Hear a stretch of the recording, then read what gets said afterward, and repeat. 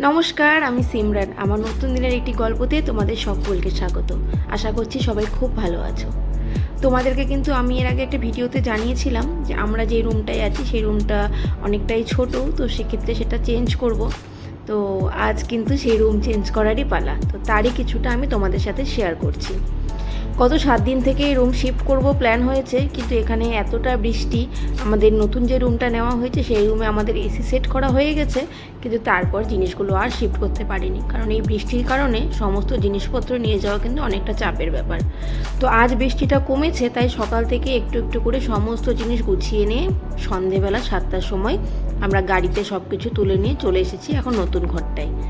এখানে আমাদের দুটো রুম আছে, তার সাথে কিন্তু ডাইনিং, কিচেন আর টয়লেট সব কিছুই অ্যাটাচ, আর অনেকটাই বড় স্পেস। আর সমস্ত জিনিস ঘরে ঢোকাতে ঢোকাতে প্রায় 12টা বেজে গেছিলো।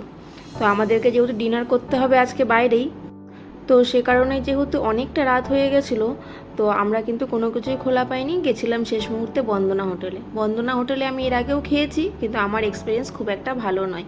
কিন্তু কি করব বলো, কোনো কিছু খোলা না পাওয়ায় সেখানেই খেতে হয়েছিল। পরদিন কিন্তু আমি আমার অনেকগুলো পার্সেল নিয়ে বসে পড়েছি।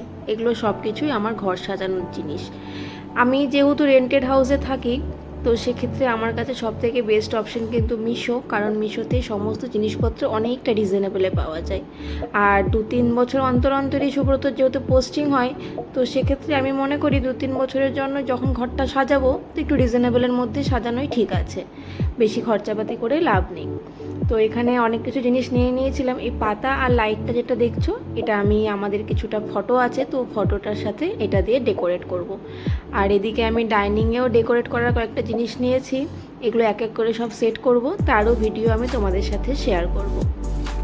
এখানে আছে দুটো ছোট ছোট ফটো, তবে এটা রুমে কোনো একটা জায়গায় লাগাবো, কিন্তু এখনও চিন্তা ভাবনা করিনি যে কোথায় সেট করব।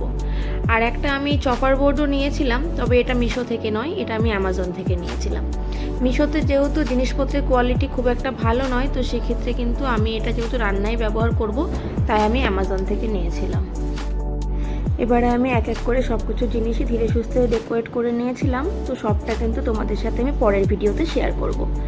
তাহলে সবাই খুব ভালো থেকো, কিন্তু দেখা হবে আবারও নতুন দিনের একটি গল্প নিয়ে। আজ তাহলে আসছি, বাই।